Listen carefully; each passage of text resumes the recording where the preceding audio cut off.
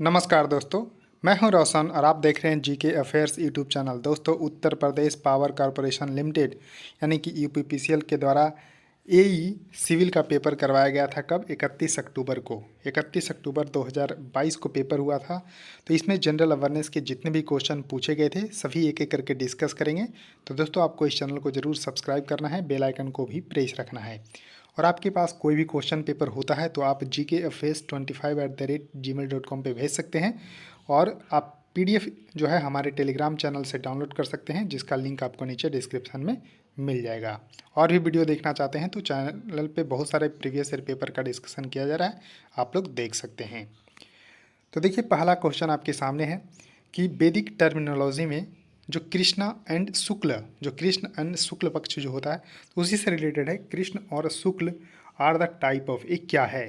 तो ये आपको यजुर्वेद है। तो इसको ध्यान रखना है कि Krishna and Shukla are the types of Yajurveda. 4 Veda होते हैं, आपको ध्यान रखना है। ऋग्वेद, सामवेद, यजुर्वेद और अथर्ववेद। ये 4 वेद आपको एकदम पता होना चाहिए। फर्स्ट का वेद आपको ऋग्वेद है और बाद का वेद आपको अथर्ववेद है। ये आपको एकदम क्लियर होना चाहिए। अब देखिए, क्वेश्चन है कि 4 जुलाई 2022 को Indian minister of state science and technology जो कि जितेंद्र सिंह हैं, तो Jitendra Singh science and technology ministers हैं। ये क्या किए? इनोग्रेट किए क्या? तो India's first autonomous navigation facility. India का पहला जो है ऑटोनोमस नेविगेशन फैसिलिटी लॉन्च किया किसने? तो science and technology minister Jitendra Singh के द्वारा। तो इसमें तो एक दो क्वेश्चन तो ऐसा ही बन गया। तो उसका नाम क्या है? तो तिहान। तो तिहान जो है आपको ध्यान रखना है, TI स्मॉल में है और HAN। ये IIT हैदराबाद के द्वारा जो है डेवलप किया गया, यहीं पे इंस्टॉल भी किया गया है। तो ध्यान रखना है कि तिहान इसका करेक्ट आंसर है। तिहान का देखिए फुल फॉर्म आपसे पूछा अगर जाए तो technology innovation hub on autonomous navigation. Technology innovation hub on autonomous navigation. अब देखिए, थर्ड क्वेश्चन है कि in which year by the battle of the Khanwa fought during which Babur annexed Mewar. तो देखिए, बाबर अब लड़ाई को जीता था, खानवा की लड़ाई को सबसे पहला। अब देखिए, बाबर और किसके बीच में जो है हुआ था। तो इस तरह से आपको क्वेश्चन पूछा जाता है। और कब लड़ा गया ये भी आपसे पूछा जाता है। तो देखिए, 1527 में जो है ये लड़ाई लड़ी गई थी। 1526 में क्या हुआ था? पानी पी के उसके बाद खाना खाने गया। तो इस तरह से आपको पानीपत की लड़ाई 1526 में और मुगल साम्राज्य की स्थापना 1526 में हुई। तो इस तरह से आपको ध्यान रखना है। देखिए, पानी पिया, खाना खाया, तो इस तरह से आपको ध्यान रखना है। और देखिए 1527 को तो बैटल ऑफ खानवा देखिए, fought at the Khanwa which is 60 kilometre west of the Agra. It was fought between the जो यहाँ पर आपको बाबर और राजपूत कॉन्फेडरेंसी लेड बाय राणा सांगा। तो इस तरह से ध्यान रखना है कि खानवा की लड़ाई राणा सांगा और बाबर के बीच में हुआ, जिसमें कि बाबर विजयी रहा। 1527 में हुआ, इसमें आपको ध्यान रखना है। और बाबर इसके बाद मेवाड़ को जीत लिया। तो इस तरह से आपको ध्यान रख लेना है।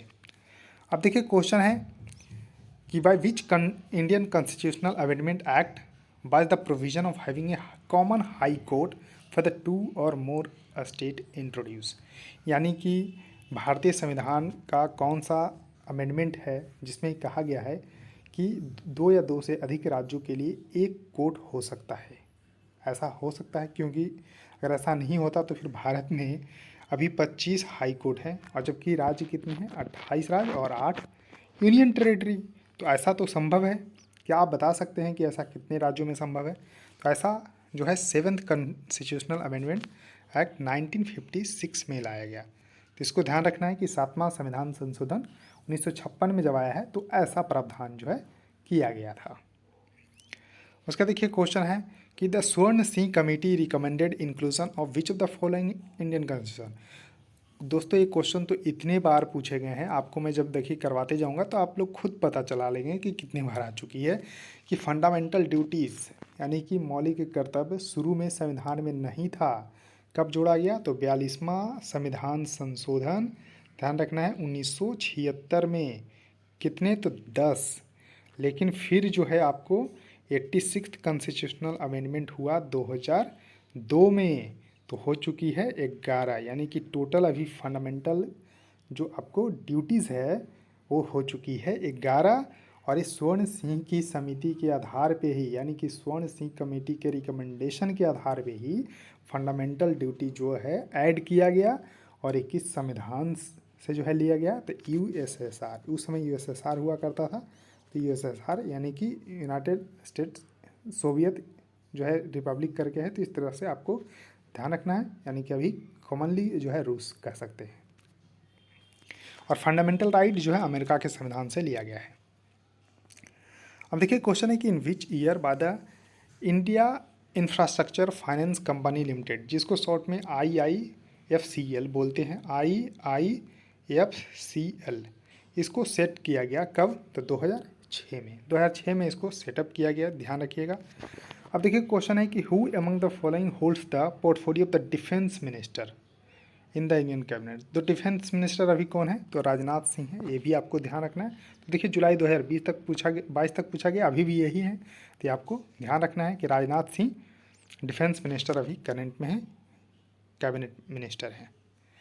अब देखिए क्वेश्चन है कि विच of the following countries share the shortest international border with India. तो शॉर्टेस्ट, तो लॉन्गेस्ट तो देखिए सभी लोग जानते हैं, लॉन्गेस्ट जो है सभी लोग जानते हैं, कौन है? तो आपको बांग्लादेश 4096 किलोमीटर। शॉर्टेस्ट में देखिए मेरे हिसाब से यहाँ पर नहीं दिया हुआ है, अफ़गानिस्तान होना चाहिए, अफ़गानिस्तान होना चाहिए। 106 किलोमीटर आसपास इसकी बाउंड्री है। लेकिन अब देखिए यहाँ पर आप देख सकते हैं कि अफ़गानिस्तान है ही नहीं, तो उसके बाद सेकंड जो है इसमें से छोटा कौन सा होगा? तो भूटान। ये आपको ध्यान रखना है, क्योंकि भारत ऑफिशियल जो है मानता है कि हम 7 देशों के साथ बाउंड्री शेयर करते हैं, जिसमें कि सबसे कम जो है अफ़गानिस्तान से। जब हम मैप देखेंगे ऑफिशियल, क्योंकि हम अपना सभी जो पोर्शन है, कश्मीर को, लद्दाख को सब अपना मानते हैं, है तो मानेंगे, इसमें तो कोई झंझट वाली बात ही नहीं है। तो इस वजह से ऑप्शन में नहीं है, अगर होता तो भूटान नहीं होता, यहाँ पर अफ़गानिस्तान होता। क्या क्लियर है आप लोगों को?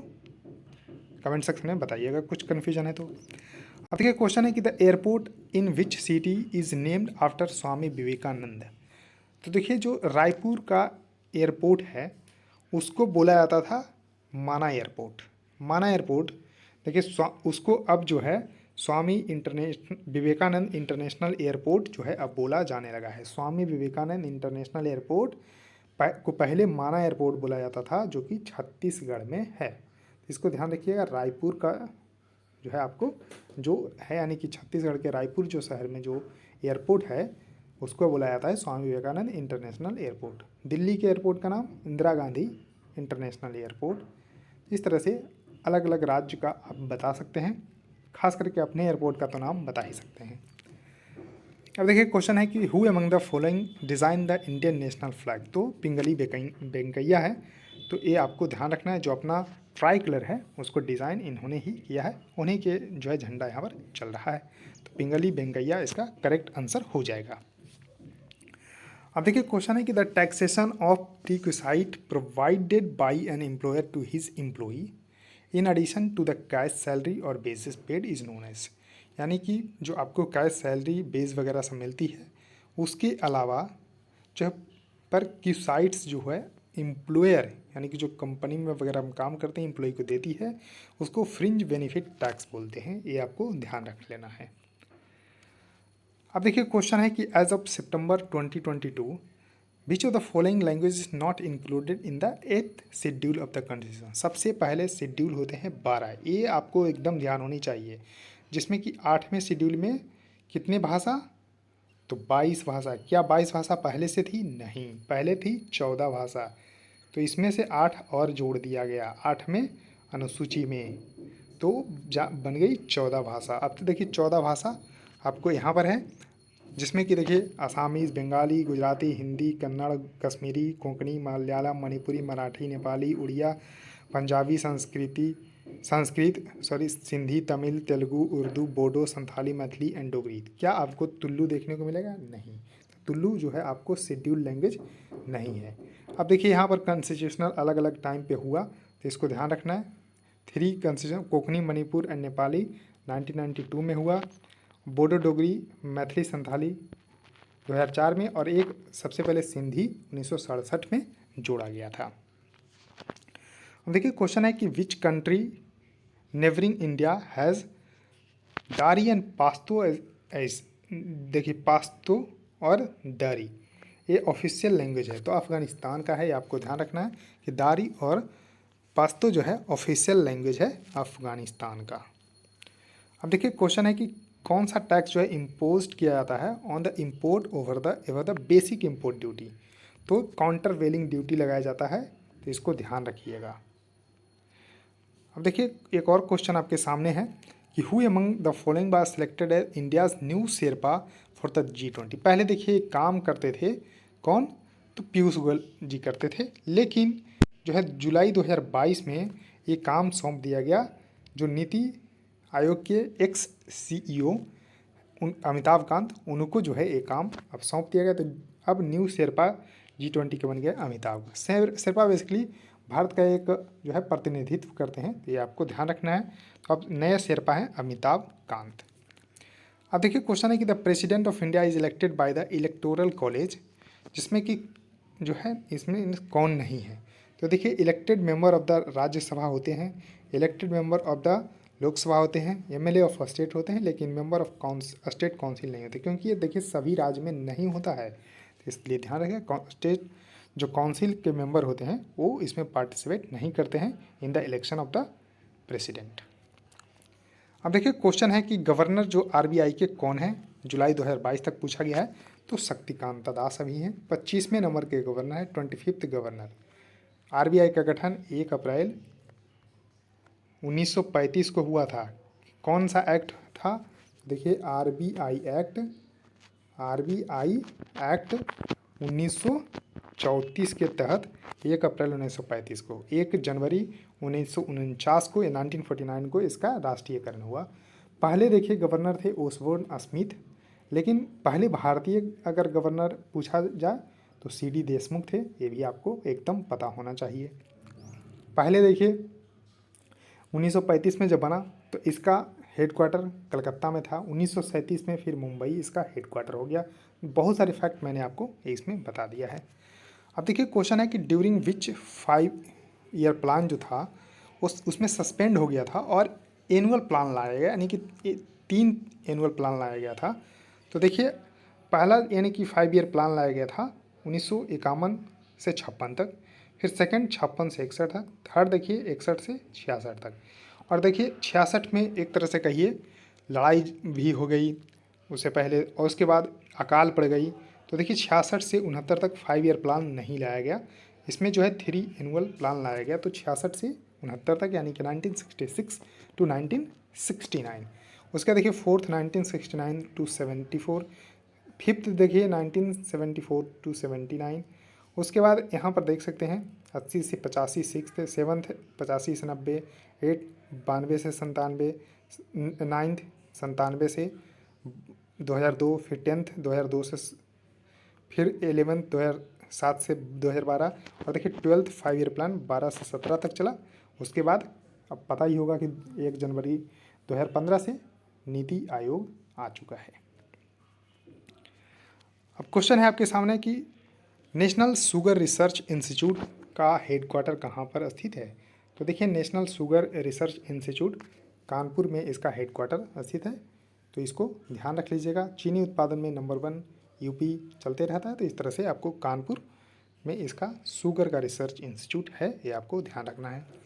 अब देखिए क्वेश्चन है कि which ruler of the Gupta dynasty is known to build the famous Nalanda university.